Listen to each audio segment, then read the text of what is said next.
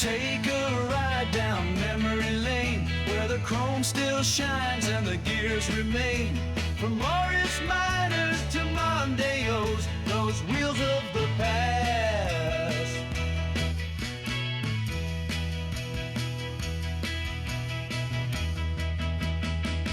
We had one of those, oh yes we did. From Sunday drive to trips as kids. Hop right in, relive the glow, touch the past. We had one of those. We had one of those. We had one of those. We had one of those. Welcome to the National Motor Museum. Yes, we're at Beaulieu, and I'm going to reintroduce you to 10 wonderful old friends, and I'm pretty sure you won't have seen them for a long, long time.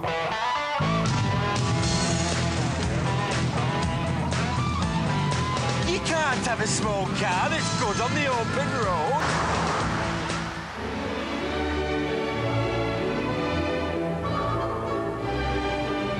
Who can forget this, one of the most famous compact cars on planet Earth?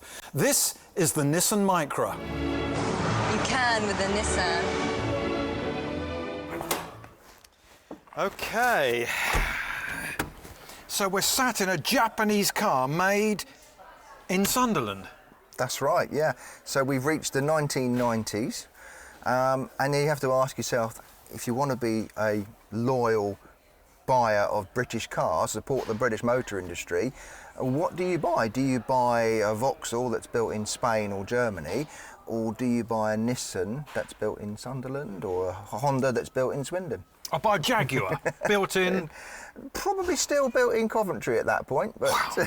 Yeah, OK. But we're not talking Jaguars, we're talking about this little beaut that was such a hit. Yeah, and so this is one of many iterations of the Nissan Micra. So this is it's what's called the supermini class. So from the 1960s onwards, this class of small runabout car hits the market.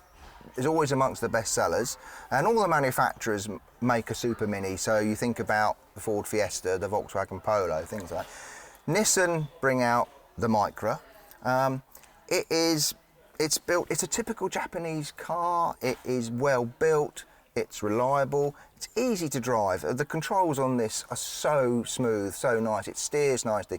The gear stick, the gears are like a knife through butter. It's an easy car to drive, and really it sort of corners the market, if you like, for the second car, the shopping car. It's going to do 1 million miles, no trouble at all. It's never going to let you down, and it's interesting you say super minis, mini, micra.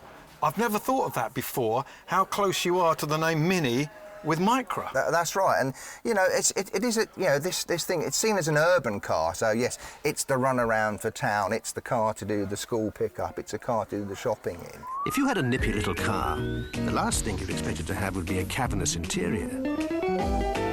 And if it happened to have that, it would surely be struggling for luggage space. Wrong.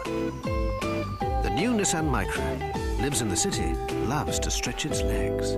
This was actually a massive success. It was European Car of the Year in 1993.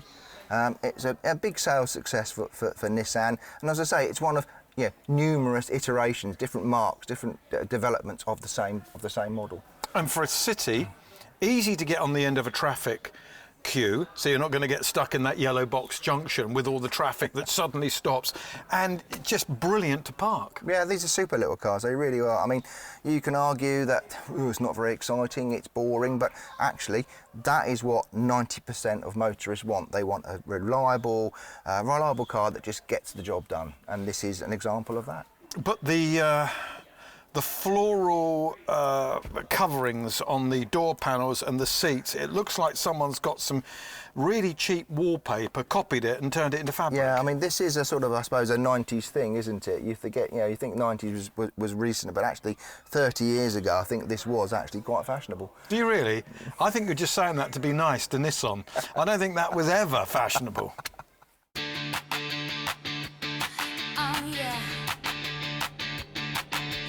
Zipping through the city Baby, she's a pocket-sized queen. Bright red paint and a dashboard screen. Turning every corner with a cheeky grin. She's not a race car, but she always wins. Oh, micro, micro, tiny but bold. Heart of a lion in a frame of gold.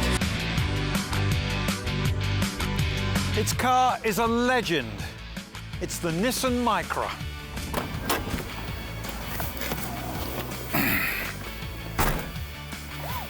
Well, a legend of sorts. The pride of Sunderland. Built in Sunderland, this car with its 16 valves is like a stick of dynamite.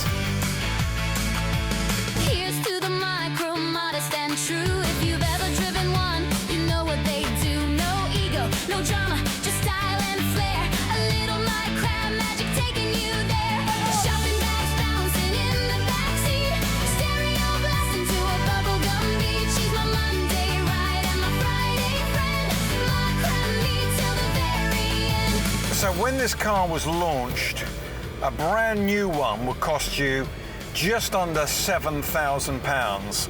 But if you had all the knobs and dials and the extra stuff, you could spend just over £9,000 on this car. They've lasted really well. And I think when you see one of these, even though it was made a good few years ago, it doesn't really look old-fashioned. Okay, it doesn't look like a brand new car, but I can see why there's so many of these left on the road.